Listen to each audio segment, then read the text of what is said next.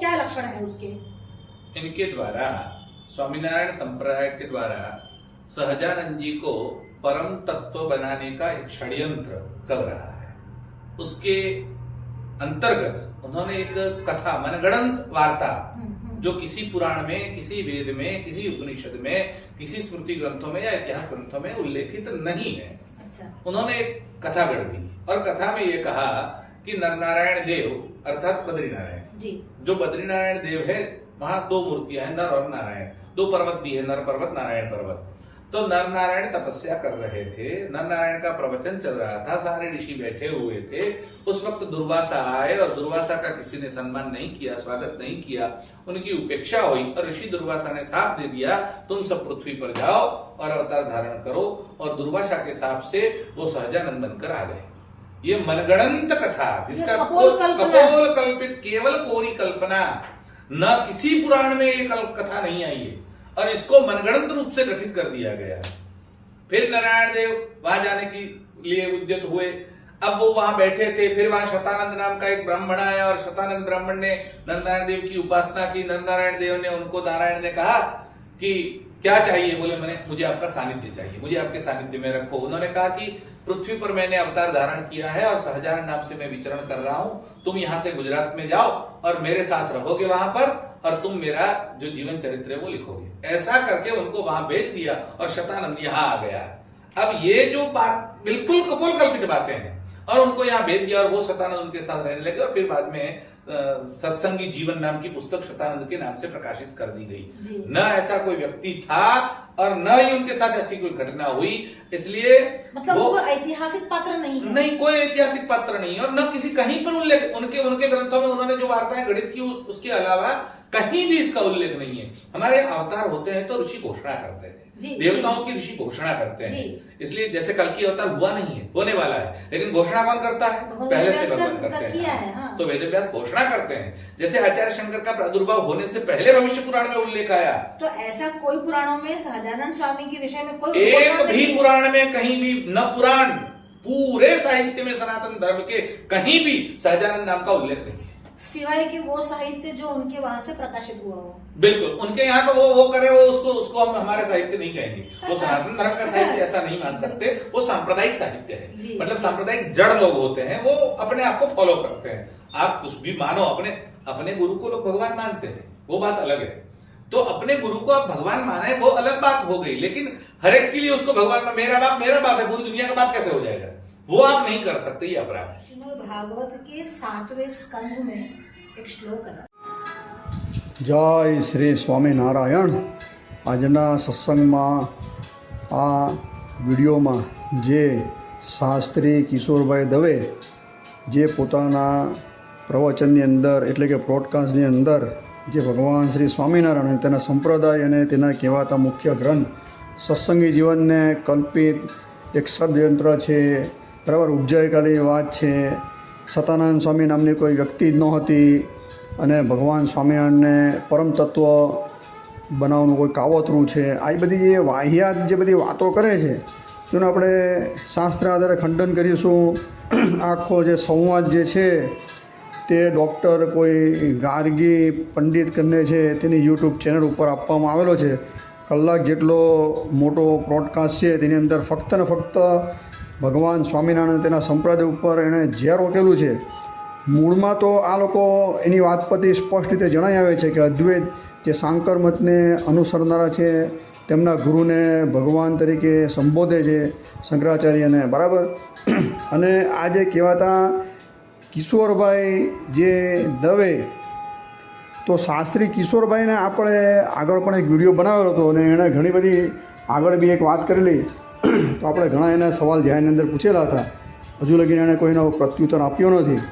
હવે આની અંદર જે મુખ્ય ભગવાન શ્રીજી મહારાજને એમ કહે છે કે આ લોકો સ્વામિનારાયણ સંપ્રદાયવાળા પરમ તત્વ બનાવવાનું એક ષડયંત્ર કે કાવતરું કે બનાવેલું છે અને એની અંદર બદ્રિકાશ્રમની અંદર દુર્વાસા ઋષિનો શ્રાપ થયો અને બધા અહીંયા આવ્યા, એ બધી વાત છે તે મન ઘડિત છે, કપોળ કલ્પિત છે। સતાનંદ નામની વ્યક્તિને અડાવે છે કે તે બી અહીં કે કોઈ એવું પાત્ર છે જ નહીં ને સત્સંગી ગ્રંથ કે ઊભું કરી નાખેલું છે। આ બધી જે વાહિયાત વાતો કરે છે તે આપણે પહેલાં શાસ્ત્ર આધારે વાત કરીશું. કહે છે કે કોઈ પણ વેદ, પુરાણ, ઉપનિષદ, ઇતિહાસ કોઈની અંદર એમ કે કોઈ પણ સનાતન ગ્રંથની અંદર આવી કોઈ વાત લખાઈ નથી કે સહજાનંદ નામથી કે આવું કંઈ થયું એવું કંઈ લખાયું નથી. પણ આ શાસ્ત્રી જે કહેવાતા કિશોરભાઈ દવેને આપણે પૂછીએ છીએ કે તમે કેટલા શાસ્ત્ર વાંચ્યા, કેટલા પુરાણ વાંચ્યા કે તમે આવી રીતે જાહેરની અંદર ડીંગ હાકો છો. બરાબર, સ્વામિનારાયણ સંપ્રદાય તરફથી ઓફિશિયલી રીતે સ્પષ્ટ રીતે કહેવામાં આવેલું છે કે ભગવાન શ્રીજી મહારાજના પ્રાદુર્ભાવના 3 શ્લોક કહેવાતા ભગવાન વેદવ્યાસ રચિત સ્કંદ પુરાણ અંતર્ગત આવેલું જે વિષ્ણુખંડ, એની અંદર 32 અધ્યાયનું જે વાસુદેવ મહાત્મ્ય ગ્રંથ છે તેના 18મા અધ્યાયના 42, 43 અને 44 મયા કૃષ્ણ નિહતા નામના શ્લોકમાંથી જે 3 શ્લોક છે એ ભગવાન સ્વામિનારાયણને ઉદ્દેશીને કહેવામાં આવેલા છે. હવે ભગવાન સ્વામિનારાયણનું નામ તમે એમ કહો છો, તમારે કહેવાતા ગુરુજી, બરાબર, તેને તમે જગતગુરુ કહો છો, એની વાત અત્યારે હું ઓળાવતો નથી. એ લોકોને પણ પ્રત્યુત્તર આપેલા જ છે બધા કે સ્વામિનારાયણ નામથી તારે તમારા કહેવાતા જગતગુરુ એમ કહે છે કે સ્વામિનારાયણ નામથી કાંઈ છે જ નહીં. અત્યારે તમે સહજાનંદ નામથી અડાવો છો. પણ સ્વામિનારાયણ નામ તમે લાવ્યા ક્યાંથી, કે સહજાનંદ નામ તમે લાવ્યા ક્યાંથી? તમને ક્યાંથી ખબર પડી કે આવી સહજાનંદ નામની વ્યક્તિ કોઈ સ્વામી નામની વ્યક્તિ હતી? અમારા મૂળ કહેવાતા જે સંપ્રદાયના ગ્રંથો તમે વાંચ્યા, બરાબર, ત્યાંથી તમને આ વસ્તુ ખબર પડી હશે ને. એક બાજુ તમે સંપ્રદાયના ગ્રંથને કપોળકલ્પિત કહો છો, બરાબર, તમે એમ કહો છો કે સાંપ્રદાયિક ગ્રંથ છે તે તો બધા એમ કે અમે માનતા નથી, અમે સનાતનના જે ગ્રંથોને માનીએ છીએ. એટલે સનાતન અને સાંપ્રદાયિકવાળાને જુદા તમે સાબિત કરવાની કોશિશ કરી રહ્યા છો. પણ તમે સનાતની છો એવું કયો શાસ્ત્ર તમે પુરવાર થાય કે તમે સનાતનીના ઠેકેદાર છો? તમને કોઈ રજિસ્ટર આપેલું છે, કોઈ પ્રમાણપત્ર આપેલું છે? આપ્યું હોય તો બતાવો ભગવાને કે કોઈ ભગવાન વેદવ્યાસ રચિત કોઈ બી ગ્રંથની અંદર કે તમે જ સનાતની છો અને બીજા અમે બધા જે છીએ સંપ્રદાયવાળા તો એ સનાતની નથી. તમે તો તાલગીની વાત કરો છો કે સનાતનીઓ છે તે જ મુખ્ય છે અને આ બધા સંપ્રદાયવાળા તો જળ છે. એમ કે આ જળ શબ્દ વાપરા પાછા લઈ લેજો ભાઈ, બોલવામાં માફ રાખજો. સંપ્રદાયવાળા જળ એટલે સ્વામિનારાયણ સંપ્રદાયની નથી, ઘણા સંપ્રદાય છે કહેવાતા. વૈષ્ણવ સંપ્રદાયમાં આ માધવાચાર્ય આવી જાય, બરાબર, નિંબાચાર્ય આવી જાય, ભગવાન રામાનુજાચાર્ય આવીને તમે બી એક સંપ્રદાયવાળા જ છો. શંકરાચાર્યનો જે મત છે તમારો મત, બરાબર, તમે જેને માનો છો કેવલાદ્વૈત અદ્વૈતી તમે કહેવાઓ છો તે તમારો મત પણ બરાબર એક સંપ્રદાય છે. સંપ્રદાયનો અમરકોશની અંદર સ્પષ્ટ રીતે ઉલ્લેખ કરેલો છે, વાંચી લેજો. ત્યાંથી ઘણીવાર પ્રવચનની અંદર આપણે વાત કરેલી છે, અત્યારે લાંબો વિડીયો કરવાનો થતો નથી. પણ ગુરુ પરંપરાગત જે જ્ઞાન આપવા તે સંપ્રદાય જ કહેવાય ને. આપણે આની દરેક વાતની ચર્ચા કરેલી છે. ભગવાન વેદ વ્યાસે અને ભગવાન કહેવાતા નારાયણે જ્યારે વહેલી વાર બ્રહ્માજીને જ્ઞાન આપેલું હતું તે પણ એક સંપ્રદાય તરીકે. પછી બ્રહ્માજીએ પોતાના કહેવાતા પુત્રને આપ્યું, આને આપ્યું, એમ કરીને ઋષિઓને આપ્યું, એમ કરીને આખી વેદની પ્રણાલિકા કે પરંપરા અહીં લગીને આવી, ઋષિઓ મુનિ થકી આપણે અહીં આવી, તો એ પણ સંપ્રદાય જ કહેવાય. એ આપણે આગલા ઘણા એના વિડીયો અલગથી બનાવેલા, એટલે આમાંથી જોઈ લેવું. પણ આ એમ કહે છે કે સંપ્રદાયવાળા જળ છે અને અમે એના શાસ્ત્ર નથી માનતા. તમે એને કહીએ છીએ કે તમે સહજાનંદ સ્વામીનું નામ અડાવો છો કે દુર્વાસાવાળી વાત અડાવો છો, બરાબર, કે સ્વામિનારાયણવાળી વાત અડાવો છો, તો તમને કયા ભગવાન વેદવ્યાસના શાસ્ત્રમાંથી બધી વાત જાણવા મળી? સંપ્રદાયના સાહિત્યમાંથી જાણવા મળે ને, એમાંથી એના સિવાય બીજે કંઈ જાણવા મળે ખરી? અને તમે એમ આક્ષેપ લગાવો છો કે સતાનંદ નામની વ્યક્તિ જે છે એ તો એમ કે કપોળકલ્પિત છે, કાલ્પનિક છે. તો તમે સિદ્ધ કરીને બતાવો, બરાબર, કે સતાનંદ નામની વ્યક્તિ કે કાલ્પનિક છે, બરાબર. જો સિદ્ધ કરીને તમે બતાવો તો હું તમારો આજીવન તમારો સેવક બની જાઉં, બરાબર. મારો મૂળ સ્વામિનારાયણ સંપ્રદાય છોડી દઉં, તિલક ચાલો કંઠી મારી દીક્ષા ઉદ્ધવ સંપ્રદાયની ત્યાગ કરીને તમારા જે અદ્વૈત સિદ્ધાંત જે છે તમારો સાંકરમત તેનું હું આજીવન એને ફોલોવર બની જાઉં, એનો અનુસરણ કરનારો બની જાઉં. સાબિત કરો પહેલાં તમે કે સતાનંદની વ્યક્તિ કલ્પિત છે. અરે ભાઈ, અમારી પાસે દસ્તાવેજ પુરાવા છે, સતાનંદ સ્વામીએ સ્વયં લખેલા ગ્રંથ અમારી પાસે હસ્તલિખિતમાં, બરાબર. આવો તો ખરા માર્કેટની અંદર એટલે ખબર પડે પહેલાં. ત્યાંથી બોલું બે માણસની વ્યક્તિગત હા મામબો તમારા કહેવાતા આ બેન સાથે તમે, હવે બેન છે કે ત્યાગી છે ખબર નથી, માફ કરજો કંઈ આમ તેમ બોલાયું હોય તો, પણ આજે ગાર્ગી પંડિત તરીકે છે તો એની સાથે તમારો જે આ બ્રોડકાસ્ટ થયેલો છે તો સાધ્વી હશે તો, બરાબર, સાધ્વી જે હશે તે તો જાહેરની અંદર આવો, બરાબર. સ્વામિનારાયણ સંપ્રદાયના સાધુઓ સાથે વાર્તાલાપ કરો. કેમ કરતા નથી? તમારા જગતગુરુ તમે જેને માનો છો એ કેમ જાહેરની અંદર વાર્તાલાપ કરતા નથી? મને લાગે તમે ઇતિહાસ ભૂલી ગયા લાગો છો. આજથી 118 વર્ષ પૂર્વે તમારા કહેવાતા દ્વારકાના શારદાપીઠના શંકરાચાર્ય માધવેન્દ્ર પુરીદાસજીએ સ્વામિનારાયણ સંપ્રદાય સાથે કલહ કર્યો હતો, બરાબર. એ કલ પેપરના પાના પર આવેલો હતો અને જગ જાહેર હતો અને છેલ્લે કાશીની અંદર શાસ્ત્રાર્થ પણ થયો હતો. તો કાશીનો શાસ્ત્રાર્થ તમે ભૂલી ગયા. તમારી જે કારમી હાર થઈ હતી અદ્યાપી એ અમારી પાસે શાસ્ત્રાર્થના દસ્તાવેજ પુરાવા છે જ.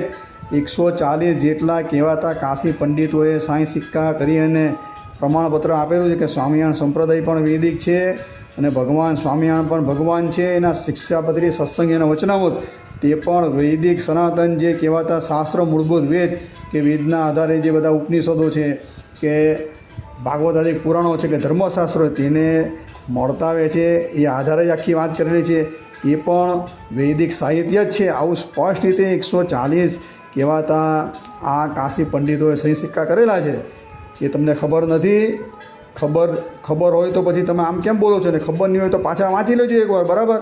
એટલે આવા જાહેરની અંદર ખોટા મતભેદ ઊભા ન કરો, કારણ કે આવી તમારી જે આવી વૈખરી વાણી બોલવાથી કાંઈ સમાજની અસર થતી નથી. સ્વામિનારાયણ સંપ્રદાય તમે જોવો તો તમારા કહેવાતા જે તમારા દાદા ગુરુ આ શારદા પીઠના બરાબર એ શંકરાચાર્ય માધવેન્દ્રપુરી હતા, તેમણે સ્વામિનારાયણ સંપ્રદાય કલહ કર્યો આજથી 118 વર્ષ પહેલાં. તો સ્વામિનારાયણ સંપ્રદાય કાં છે અને તમે લોકો કાં છો ખાલી એટલું જોઈ લો. સ્વામિનારાયણ સંપ્રદાય ભગવાન સ્વામિનારાયણ બરાબર એ સનાતનની પરમ તત્વ જ હતું, બરાબર. અને સનાતન ધર્મ છે તેનું જ પ્રવર્તન અહીંયા થાય છે સ્વામિનારાયણ સંપ્રદાયની અંદર. હું તમને દસ્તાવેજ પૂરા આપું જ બધા હમણાં આ વિડીયોની અંદર. એટલે આ સંપ્રદાય ભૂસકે ને ભૂસકે વધે છે દેશ વિદેશની અંદર. એટલે તમે આ ઈર્ષા આવે છે, તમે એમ કહો છો કે તમારો બાપ છે તમારો, અમારો બાપ અમારો, બરાબર. એમ કહીને તમારો જે બાપ હશે તે તમે એમાં બાપની વાત વચ્ચે કાલ આવીને તમે ઊભી રાખો. પરમ તત્વો તો એક જ હોય છે, બે હોતા જ નથી. ભગવાન બે હોય તો આ જગતની આ જે સૃષ્ટિ ઉત્પત્તિ સ્થિતિ આદિ જે આવી જે સ્થિતિ જળવાઈ રહેલી છે એ ક્યારેય જળવાય નહીં. એટલે પહેલાં એક મગજમાંથી ખોટો વેમ કાઢી નાખો કે પરમ તત્વ બેની એક જ છે, બરાબરની જે પરમ તત્વ છે તે જ ભગવાન સહજાનંદ સ્વામી સ્વામિનારાયણ બરાબર કે નારાયણ મુનિ એ જ છે, બરાબર. ને એના જ બધા સમગ્ર ભગવાનના અવતારો છે. એ બધું વેદ શાસ્ત્ર આધારે ઘણીવાર સિદ્ધ કરેલું છે.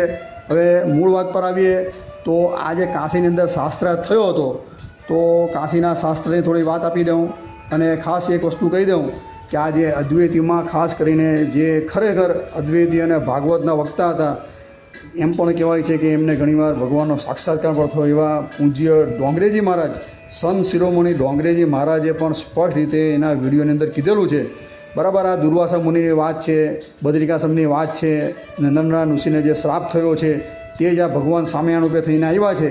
તો પછી આ કહેવાતા જે બધા અદ્વૈતીઓ છે જે અત્યારે સનાતનનો ઠેકો લઈને ચાલે છે, તો શું આવા જે ભગવત સાક્ષાત્કારવાળા અદ્વૈતી ડોંગરેજી મહારાજનું વચન પર તમને વિશ્વાસ છે કે નથી? આ ફક્ત કેમ લાવવું પડ્યું ડોંગરેજી મહારાજને? આપણે શાસ્ત્ર આધારે વાત કરવાની છે. પણ આ લોકોને એ લોકોના જે કહેવાતા અદ્વૈતના સંત શિરોમણી એવા ડોંગરેજી મહારાજ એ સ્પષ્ટ રીતે કહી જાય ને આપણે અવતારવા ચેનલ ઉપર આનો વિડીયો પણ મૂકેલો છે ડોંગરેજી મહારાજનો. ડોંગરેજી મહારાજ બી સ્પષ્ટ રીતે આ બધી વાતોને સ્વીકારે છે. બદ્રિકાશ્રમની અંદર સાપ થયો ને નરનારાયણ ઋષિ જે છે તે જ શ્રીજી મહારાજ સહજાનંદ સ્વામી રૂપે થઈને આવ્યા. તો પછી આ લોકો કેમ નકાર ભણે છે? હવે જે મુખ્ય વાત પર આવીએ તો કાશીની અંદર જે આજથી 118 વર્ષ પૂર્વે જે શાસ્ત્રાર્થ થયો હતો તો એની અંદર એવું હતું કે ત્યારે પણ આ લોકોએ બહુ મોટો કલહ કર્યો હતો સાંકર મતવાળા. કારણ કે સાંકર મતવાળા જે છે એ દરેક સંપ્રદાય તે બખેડો કરે છે. એ લોકો ફક્ત એમ જ માને છે અમે સનાતની છે ને અમે સનાતનના ઠેકેદાર છે, બાકી કોઈ પણ સંપ્રદાયને ગણતા નથી. આજે દરેક હાથે સાંકર મતનો જ્યાં જોઈ ત્યાં ડખો છે ને છે જ. એ આપણે હવે એક વિડીયો બનાવવાના છે તેની અંદર દરેક વાતની ચર્ચા કરીશું. હવે કાશીની અંદર શાસ્ત્રાર્થ થયો તેની PDF તો આપણે ઘણીવાર મૂકેલી જ છે, બરાબર. એટલે તે છતાં આ લોકોને મને લાગે કે પાછી એકવાર PDF બનાવીને મૂકવી પડશે. કાશીની અંદર શાસ્ત્રાર્થ થયો તેની તારીખ આપણે આપી દઈએ પહેલાં, કારણ કે બધું ઓફિશિયલી હતું દસ્તાવેજી પુરાવા તે 6/11/1907 બરાબર. 6/11/1907 અને સંવત જોઈએ તો સંવત છે 1964. તો 140 જેટલા કાશી પંડિતોએ સહી સિક્કા કરી અને આજથી 118 વર્ષ પૂર્વે કાશીની અંદર જે કહેવાતા શંકરાચાર્ય માધવેન્દ્રપુરી જે દ્વારકાના શારદા પીઠના ત્યારે મુખ્ય આચાર્ય હતા, બરાબર. તો એવો શ્રીએ સ્વામિનારાયણ સંપ્રદાય ઉદ્ધવ સંપ્રદાય ઉપર કલહ કરીને 250 જેટલા પ્રશ્નો પૂછેલા હતા. તેનો તમામ જવાબ હતો તે લેખિતની અંદર સ્વામિનારાયણ સંપ્રદાયવાળા આપેલા હતા, બરાબર. અને ત્યાંના કહેવાતા પંડિતોએ પણ સ્વામિનારાયણ સંપ્રદાય વૈદિક છે, સનાતન છે. એટલે ત્યારે સ્વામિનારાયણ સંપ્રદાયને કાશીની અંદર મંદિર બનાવવા માટે જગા ફાળવવામાં આવી છે. અધ્યાપી મંદિર છે જ કાશીની અંદર સ્વામિનારાયણ સંપ્રદાયનું. જો પાખંડ હોતે તો કાશી પંડિતો કાંઈ જમીન ફાળવતે ખરા? પહેલાં ઇતિહાસ તો તપાસો. આજની જેમ નથી, કાશીની અંદર કોઈ પંડિત વિચારતા નથી. આ તો પાછા 140 પંડિતો હતા અને ભારત વર્ષની અંદર એનો હાક લાગતી હતી. તમામ એ લોકોએ સ્વામિનારાયણ સંપ્રદાયનો આવી અને અભ્યાસ કરેલો, એના ગ્રંથોનો, સ્વામિનારાયણ સંપ્રદાયના મંદિર જોયા, એની સેવારીતિ, દીક્ષા વિધિ, દરેક વસ્તુ જોઈને પછી છેલ્લે એ લોકોએ આ નિર્ણય આપેલો છે કે સ્વામિનારાયણ સંપ્રદાય, અરે એ તો બહુ દૂરની વાત છે. 118 વર્ષ પૂર્વે, હમણાં જ 2 વર્ષ પૂર્વે આપણા વડતાલની અંદર એક અધિવેશન 3 દિવસનું હતું. તો દરેક જણાએ, દરેક જે કહેવાતા સંપ્રદાયના આચાર્યોએ પોતે સ્પષ્ટ રીતે પોતાના જે લેખિત પ્રમાણપત્રો ઉપર કીધેલું છે કે વડતાલ ગાદી અને કાલુપુર અમદાવાદ ગાદી એ સનાતન વૈદિક સિદ્ધાંત સાથે મળતી આવે છે ને એ છે જ, અને ભગવાન રામાનુજાચાર્યની એક શાખા જ છે વિશિષ્ટાદ્વૈત મત પ્રમાણે. તો પછી તમે કાલ્પિક ને કપડો તલ્પિકને ક્યાં વચ્ચે લાવીને વાત અડાવો છો?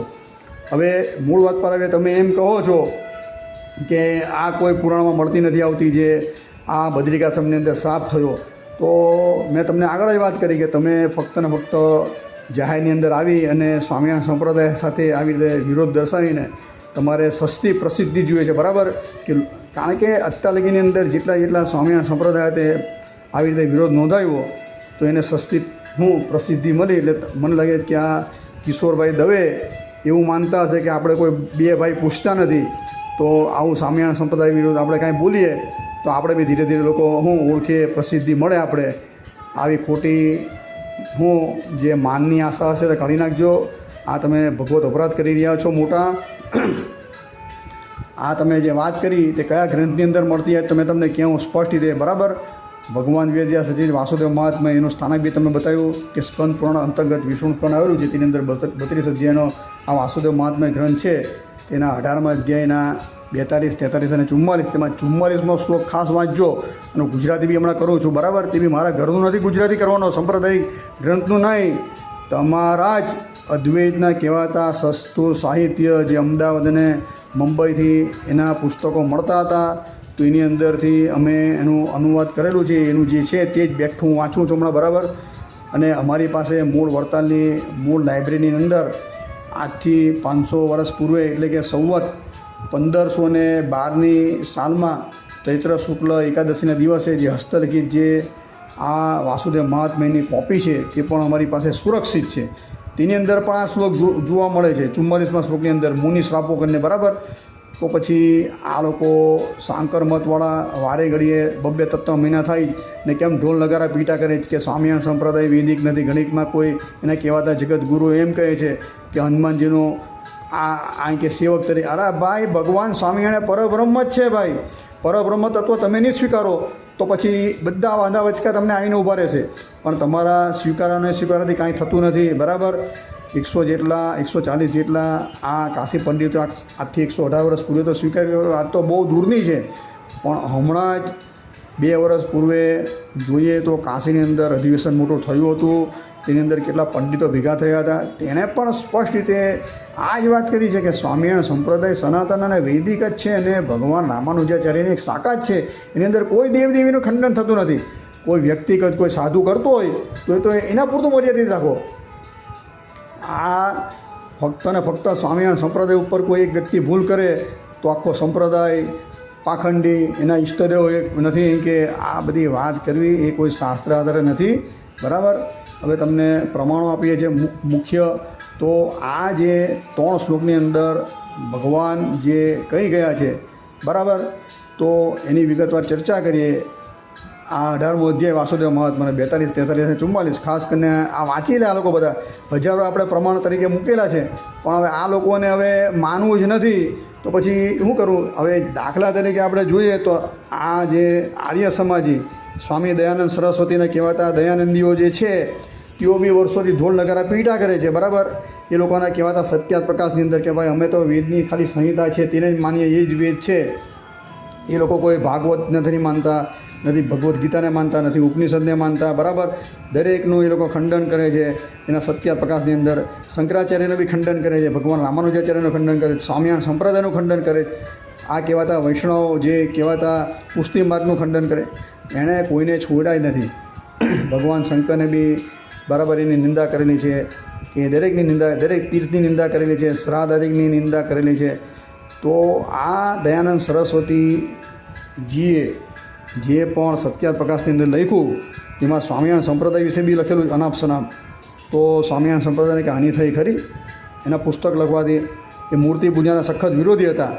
સ્વામિનારાયણ સંપ્રદાય તો છળે ચોક ચારે બાજુ દિવસે દિવસે વધતો જાય છે. હજારો મંદિર એના બહેના કરોડોની સંખ્યાની અંદર અનુયાયી થયા છે, બરાબર. મૂળ વાત પર આવીને કહેવાનું મારું તાત્પર્ય એવું છે કે સ્વામી દયાનંદ સરસ્વતીજીએ સ્પષ્ટ રીતે એમ કીધું છે કે અમે ભગવાનના કોઈ પણ અવતારને માનતા નથી, રામકૃષ્ણથી અવતારને, બરાબર. એ લોકો સ્વીકારવા તૈયાર છે જ નહીં. એ લોકો કહે કે વેદની અંદર જે મળતું હોય તો અમે સ્વીકારીએ. તો આ કહેવાતા અદ્વૈતી આ ગાર્ગી પંડિત અને કિશોર દવે, બરાબર, શાસ્ત્રીની પદવી લગાવે છે. તો ત્યાં કેમ ઢોલ નગારા કોઈ દિવસ વગાવવા ગયા નથી તમે લોકો? એ તો ભગવાન રામને કૃષ્ણને બી માનતા નથી. અને એવા જ બુદ્ધો જે બૌદ્ધિસો જે છે, તો એવા બુદ્ધિસો પણ સ્પષ્ટ રીતે જાહેરની અંદર એ પ્રતિજ્ઞા લેતા જોવા મળે છે કે અમે 5 દેવને નથી માનવાના, બરાબર. 5 દેવતા જે છીએ તે શંકરાચાર્યવાળા જ છે. અત્યારે જે પ્રયાગ ક્ષેત્રની અંદર જે મહાકુંભ થયો તો એ લોકો એવો ફટવો બહાર પાડ્યો મોટો કે 5 દેવતાને જે માને તે સનાતન કહેવાય, બીજા સનાતન નથી. તો આ લોકો તો જાહેરની અંદર બુદ્ધવાળા કહે છે કે અમે 5 દેવતાને માનતા નથી, ભગવાન રામ કૃષ્ણથી અવતારને પણ માનતા નથી, કોઈ બ્રાહ્મણને માનતા નથી, અમે શ્રાદ્ધને માનતા નથી. દરેક વસ્તુનો જાહેરની અંદર વિરોધ કરે છે. તો પછી ત્યાં જઈને તમે કેમ કાંઈ બોલતા નથી?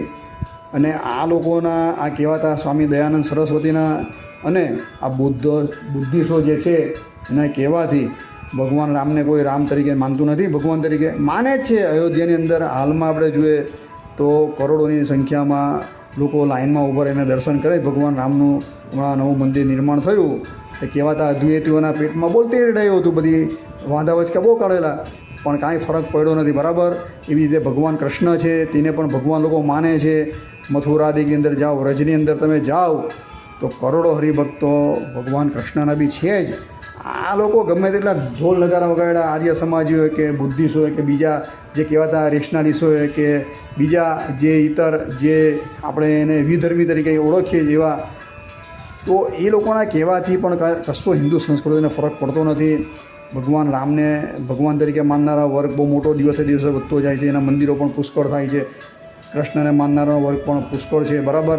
તો આ બધા વસ્તુ આવા કહેવાથી કાંઈ કોઈ ફરક પડતો જ નથી. કારણ કે આજે સ્વામિનારાયણ સંપ્રદાયના સાધુઓ ગામો ગામ ફરી અને ભગવાન સ્વામિનારાયણ ભગવાન છે એવું એણે સિદ્ધ કરેલું છે.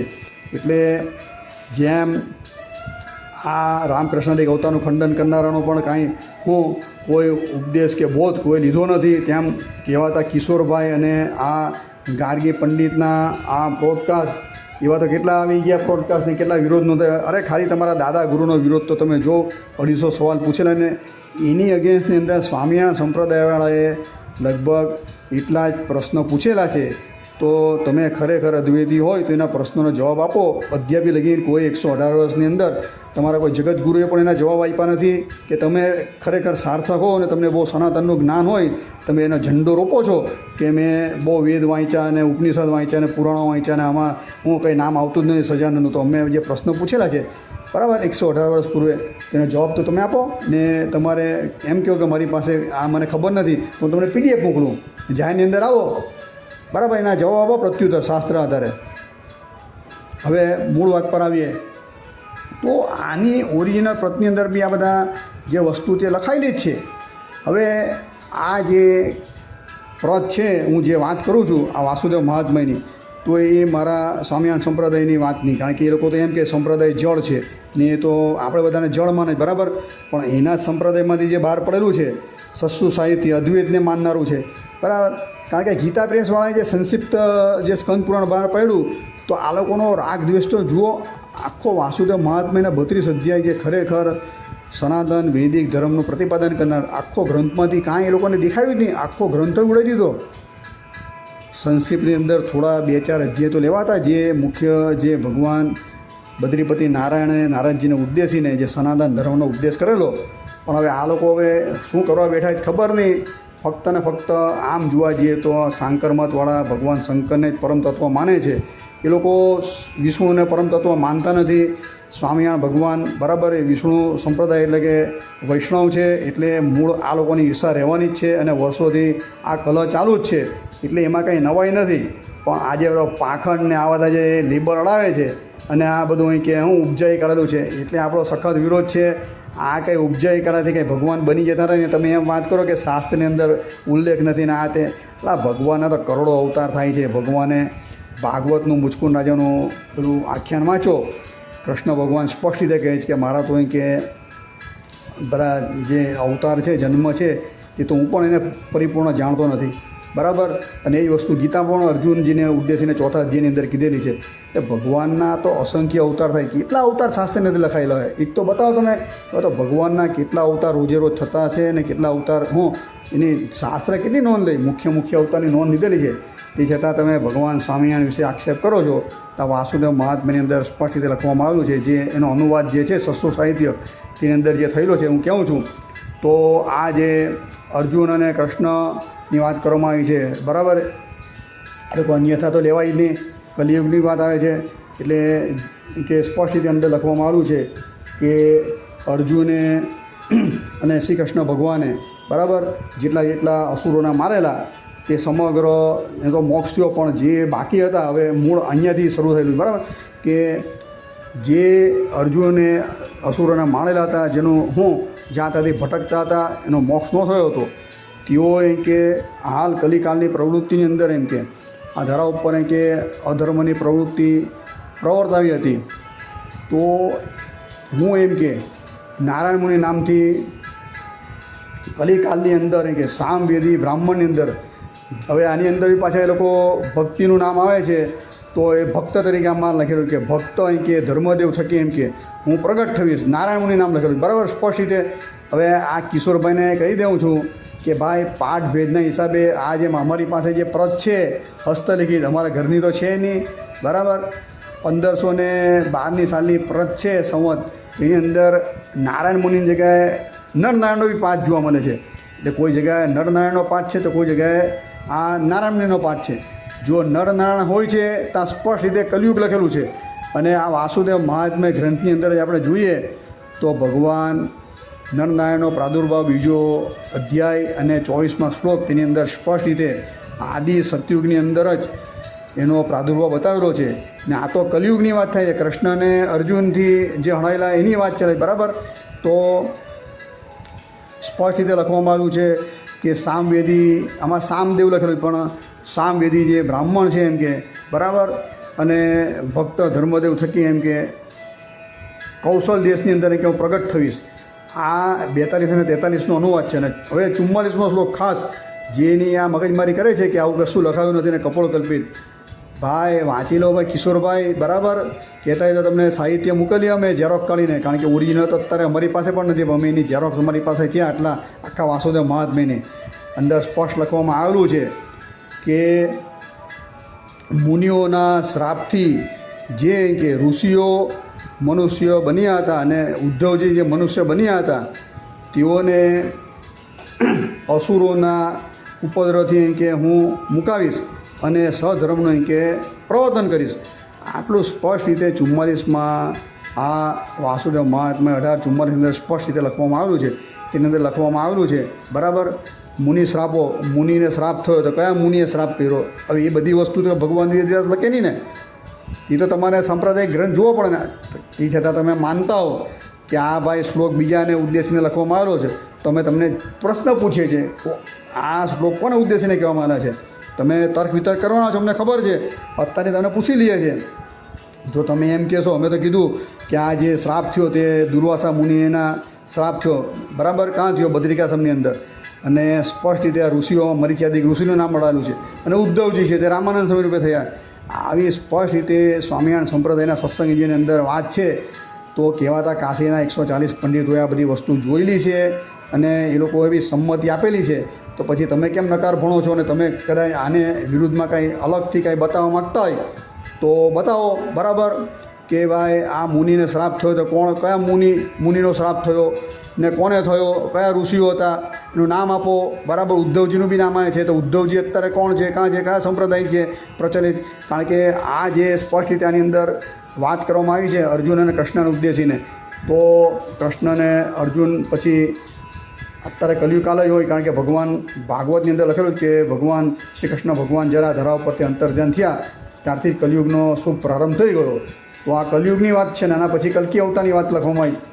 ભગવાનના 15 જે અવતારો છે તે અક્ષરધામાધિપતિ જે વાસુદેવ ભગવાન સ્પષ્ટ રીતે કહે છે આ વાસુદેવ મહાત્મ્યની અંદર, તેમાં 14મા અવતારને ઉદ્દેશીને જે 3 શ્લોક લખેલા છે નારાયણમુનિ નામથી, બરાબર. નારાયણમુનિ નામ છે તે અવર કોનું નથી, બરાબર, સ્વામિનારાયણ ભગવાનનું જ છે. એના ગુરુ રામાનંદ સ્વામીએ પાડેલું હતું. પાછા એમ કે આમાં કા સજાનંદ નામ આવે છે, તમારું ગુરુ એમ કે આમાં કા સ્વામિનારાયણ નામ આવે છે. નારાયણ મુનિ નામ એ કોઈ અવરનું નથી, ભગવાન સ્વામિનારાયણનું જ છે, બરાબર. એના ગુરુ રામાનંદ સ્વામીએ પાડેલું હતું. સત્સંગી જીવનની અંદર જોઈ લેજો, એ બધી તમને શાસ્ત્રની અંદર વિશ્વાસ નહીં હોય, બરાબર. તો આજથી વર્ષો પહેલાં એટલે કે 200 વર્ષ પહેલાં રામપરા સુરત સ્વામિનારાયણ મંદિરની અંદર નારાયણ મુનિદેવ પધરાવેલા, તેના નામથી સમગ્ર વહીવટ ચાલે છે. દસ્તાવેજ બી એના નામથી જ થઈ છે, એટલે પહેલાં પૂરેપૂરું તપાસી લેજો, બરાબર. એટલે આ નારાયણ મુનિ નામ લખેલું છે. મેં તમને કીધું કોઈ જગ્યાએ નરનારાયણ બી લખેલું છે. એટલે આ બધા શ્લોકની મેં ચર્ચા ઘણીવાર આગળ કરેલી છે, એટલે હું એની અંદર વિશેષ ઉતરવા માગતો નથી. એટલે આ કે આ શ્લોક લખેલો નથી, તો શ્લોક સ્પષ્ટ રીતે લખાયેલો છે વાસુદેવ મહાત્મય 18મો અધ્યાય અને 44મા શ્લોકની અંદર જે આ બધી વાત છે. બદ્રિકાશ્રમની અંદર શ્રાપ થયો દુર્વાસા મુનિ, આ જે મુનિ શ્રાપો લખાયેલું એ દુર્વાસા જ છે, બીજા કંઈ અવર નથી. ને કોઈને સંશય હોય તો પોતે લાવે ને સાબિત કરીને આપે. આપણે ઓપન ચેલેન્જ કરીએ છીએ, બરાબર, કે બતાવે ભગવાન વેદવ્યાસના વચન આધારે. અમે વેદવ્યાસના વચન આધારે બતાવી દીધું, બરાબર, ખુલ્લેઆમ કે આ ભગવાન સ્વામિનારાયણને ઉદ્દેશીને ભગવાન શ્રી નારાયણ મુનિ અથવા તો નરનારાયણને ઉદ્દેશીને આ લખવામાં આવેલું છે, બરાબર. હવે નરનારાયણનું તમે એમ કહો કે આ તો નરનારાયણનું આમાં કહેવાતા અત્યારે ઉત્તર ગુજરાતના એક કૌશિકભાઈ ચૌધરી ડાક્ટર, એણે પેલી ચોપડી બહાર પડે એની અંદર એણે બધા ચિત્ર લાવ્યા, બધા હું સંશયો, તેનો જવાબ તો આપણે આપેલો જ છે. જો નરનારાયણ ઋષિનો પ્રાદુર્ભાવ આની અંદર બતાવવામાં આવ્યો હોય તો એનો અવતાર તો આગળ થઈ ગયો. ઈશ્વરવાળા બી કહેવાતા જે ચંદ્રદાસજી જે છે, પેલા નામ ભૂલાઈ ગયું, માફ કરજો, ચંદ્રદાસજી છે, તો એણે બી આ જ પ્રશ્ન ઉઠાવેલો કે આ તો નરનારાયણને ઉદ્દેશીને, તો એના અવતાર તો આપણે વિડીયો બનાવેલા જ છે. તો નરનારાયણને ઉદ્દેશીને તો બીજા અધ્યાયની અંદર આ વાસુદેવ મહાત્મ્યના 24મા શ્લોકની અંદર લખેલું છે. તો આદિ સત્યુગને એનો પ્રાદુર્ભાવ થયો છે, તો આ તો કલિયુગની વાત છે. કારણ કે અર્જુનજીને કૃષ્ણ ભગવાન તો આ સંધિની અંદર થયા હતા કલીની. એટલે ભાઈ પહેલાં તપાસો, શાસ્ત્ર હું બોલે તે તો પહેલાં જો. ત્રેતા અને કલી તેની માફ કરજો, બરાબર. દ્વાપર અને આ કલીની સંધિની અંદર ભગવાન શ્રી કૃષ્ણ નારાયણનો અવતાર થયો હતો અને અંતર્ધ્યાન થયા પછી તો કલિયુગ ચાલુ થઈ ગયો છે. એટલે કશે કોઈની અંદર આ 3 શ્લોક છે, ભગવાન સ્વામિનારાયણ સિવાય કોઈની અંદર આ વસ્તુ આવતી નથી. અને સામવેદી છે, ભગવાન સ્વામિનારાયણનો વેદ પણ સામય હતો, બરાબર. અને મુનિના શ્રાપની વાત છે તે બી તમને કીધી.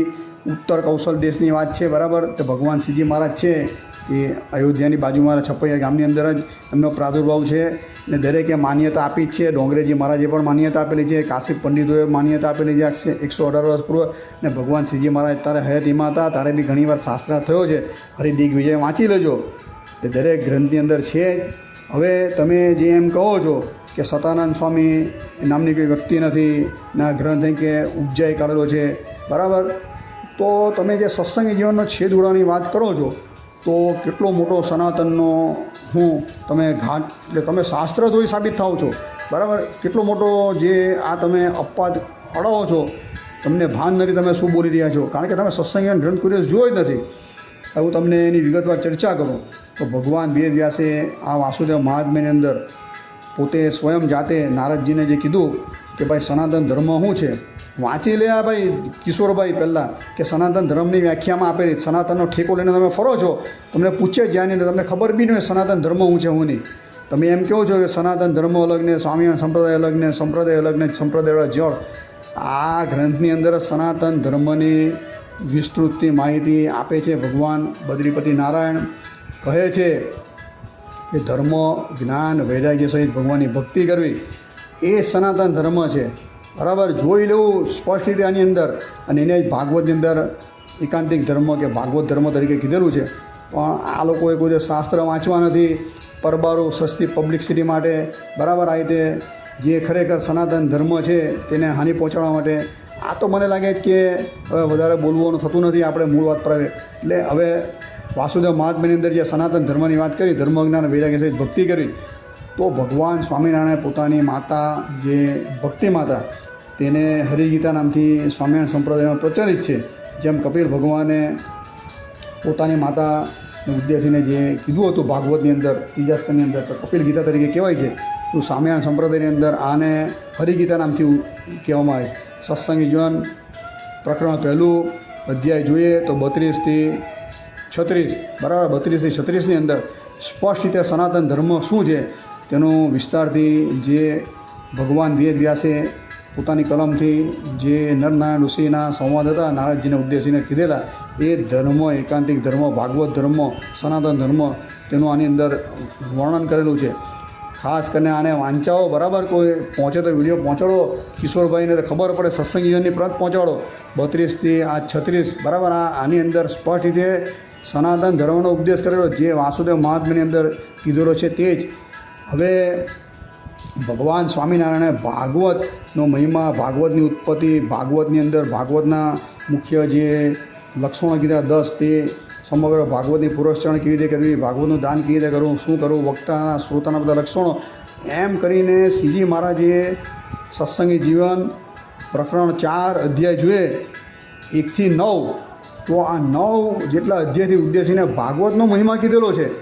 હવે આ ભાઈ એમ કહે છે કે સત્સંગી જીવન તો કે કપોળકલ્પિત છે, તો ભાગવતનો મહિમા ગ્રંથની અંદર કહેવામાં આવે તો ભાગવત બી કપોળકલ્પિત થઈ જાય. અને આગળ જે હરિગીતા કીધી તો એની અંદર જે સનાતન ધર્મનું ભગવાન શ્રીજી મહારાજે પોતાની માતાને ઉપદેશ કર્યો તો એ કપોળકલ્પિત થઈ જવાનું છે. હું હાલી માંડ્યા છું. હવે સાંખ્યને ઉદ્દેશીને ભગવાન શ્રીજી મહારાજ જે શ્લોકો કહે છે, તો એની વાત બી સત્સંગી જીવન પ્રકરણ 4, બરાબર, અને અધ્યાય જોઈએ તો 68 થી 73 છે, બરાબર. તો આની અંદર સાંખ્યને વિસ્તારથી ભગવાન શ્રીજી મહારાજે આની અંદર વાત કરવામાં આવી છે. એટલે કે સત્સંગી જ્ઞાન ગ્રંથની અંદર દરેક સનાતન જે ધર્મ છે તેનું નિરૂપણ કરવામાં. સાંખ્ય શાસ્ત્રના લોકો માને જ કે નથી માનતા, સ્પષ્ટીકરણ પહેલાં કરે કિશોરભાઈ. આ જે તમને કીધું સત્સંગી જીવન પ્રકરણ, બરાબર 4, બરાબર, એની અંદર 68 થી જે આ તમને કીધા 73 જેટલા અધ્યાય, 73 અધ્યાય, તો આની અંદર સાંખ્યનો હું ઉપદેશ આપવામાં આવેલો છે. તો સાંખ્ય શાસ્ત્ર સનાતન છે કે સનાતન નથી એ પૂછી લેવું.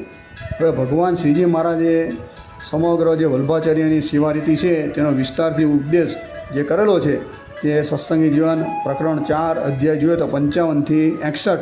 તો આ 55 થી 61ની અંદર જે છે તે સમગ્ર સેવા રીતિનો હું મોટું કેવી રીતે સેવા કરવી, દરેક મહિનામાં જે હિંડોળા ઉત્સવ આવે, એકાદશી આવે, વામન દ્વાદશી આવે, કે પછી અન્નકૂટનો ઉત્સવ આવે, ભગવાન કૃષ્ણની જન્માષ્ટમી આવે, કે રામનવમી આવે, હિંડોળા કેવી રીતે ઉજવવા, દરેક ઉત્સવોની વાત લખવામાં આવી છે.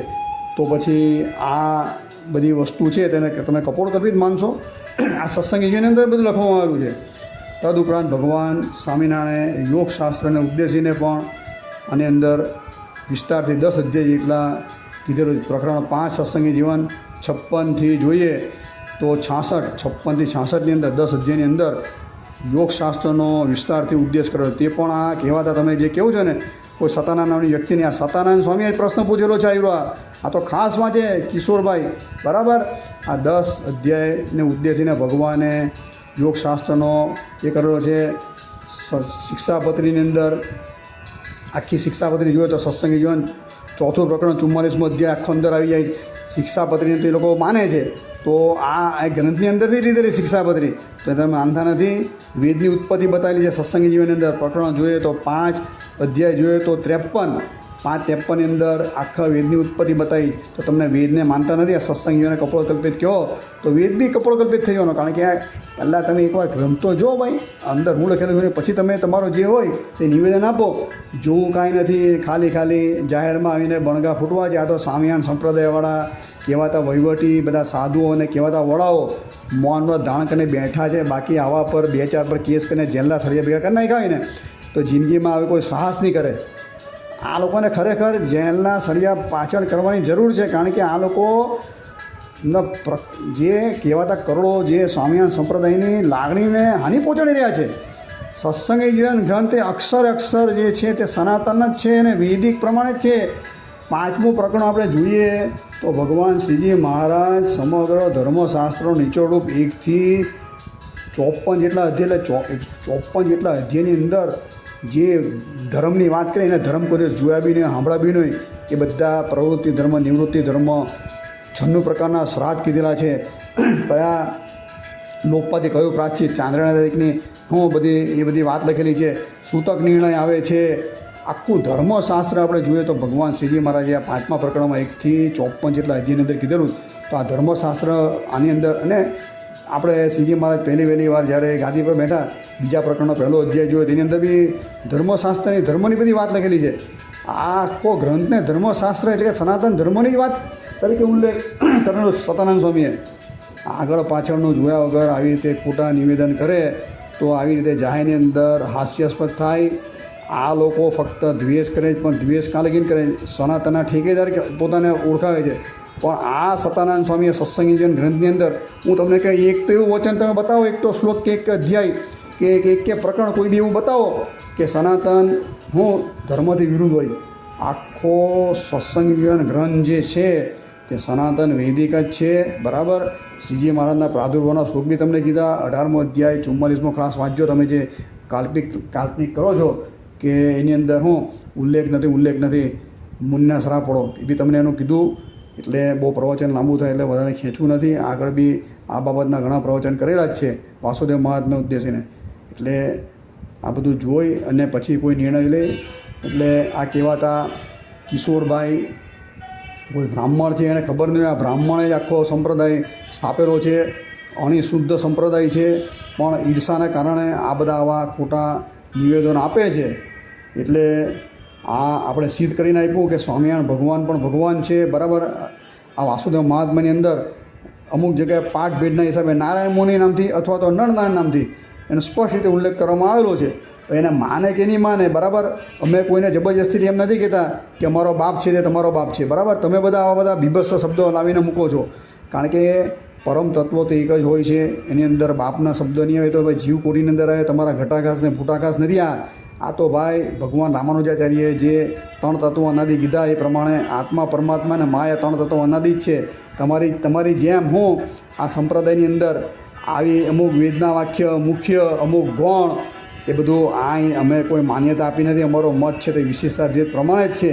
અને ભગવાન રામાનુજાચાર્યએ જે સ્વીકારેલો છે સિદ્ધાંત એ પ્રમાણે છે. અને શિક્ષાપત્રીની વાત કરી, બરાબર, એ સનાતન છે. પછી એક વિડીયોમાં એની ચર્ચા વિસ્તારથી કરું. એટલે આણે જે બધા વાહિયાત આક્ષેપ કરેલા છે તેનું આપણે નિરાકરણ કર્યું. અને આપણે કિશોરભાઈને કહીએ છીએ, તમે એમ કહેતા હોય કે બરાબર આ બધું ખોટું છે તો જાહેરની અંદર આવીને સાબિત કરીને આપે. સતાનંદ સ્વામીની વાત કરી, બરાબર, કે સતાનંદ સ્વામીને કાલ્પનિક છે તો તમે સાબિત કરીને આપો જાહેરની અંદર. આ તો આપણા રાજકારણની અંદર એક પેલો અત્યારે ભાઈ કૂદાકૂદ કરે છે, ખોટા આક્ષેપ લગાવ્યા કરે. તેમ ખોટા આક્ષેપ લગાવવાથી કાંઈ ન થાય. તમે જે સંપ્રદાય જે માનો છો, બરાબર, પંથને, એવા શંકરાચાર્યજીએ પણ ગામોગામ ફરેલા, ભગવાન રામાનુજાચાર્યજી ફરેલા હતા, શાસ્ત્રાર્થ કરેલા એકબીજા સાથે, અને શાસ્ત્ર આધારે વાત કરેલી. આવી રીતે એક ખૂણામાં બેસીને બ્રોડકાસ્ટ કે એવું કરતા નહીં હતા. જાહેરની અંદર આવો, શાસ્ત્રાર્થ ગોઠવો. બરાબર. જેમ તમારા કહેવાતા ગુરુ જે શારદાપીઠના માધવેન્દ્રપુરીએ જે શાસ્ત્રાર્થ ગોઠવેલો કાશીની અંદર, એનું પરિણામ આવ્યું. બરાબર. એટલે તમે જાહેરની અંદર તો આવવાના નથી. વાત તો પાક્કી થઈ ગયેલી છે. તમને ખબર જ છે કે પાખંડ વસ્તુ કોની છે.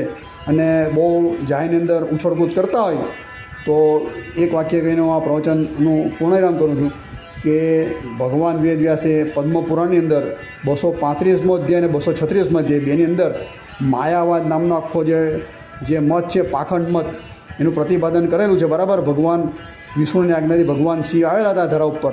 એ માયાવાદ કોણ છે, એ સંપ્રદાય કયો છે, એટલે પહેલાં એનું સ્પષ્ટ રીતે સ્પષ્ટીકરણ કરો જાહેરની અંદર. ને તમારા કહેવાતા કેટલાક આચાર્યો છે એના નિવેદન સાથે પછી આપણે જાહેરમાં જ્યારે મળશું ત્યારે દરેક વાતની ચર્ચા કરશું. આ વિડીયોને વિરામ આપીએ. અસ્તુ. જય શ્રી સ્વામિનારાયણ.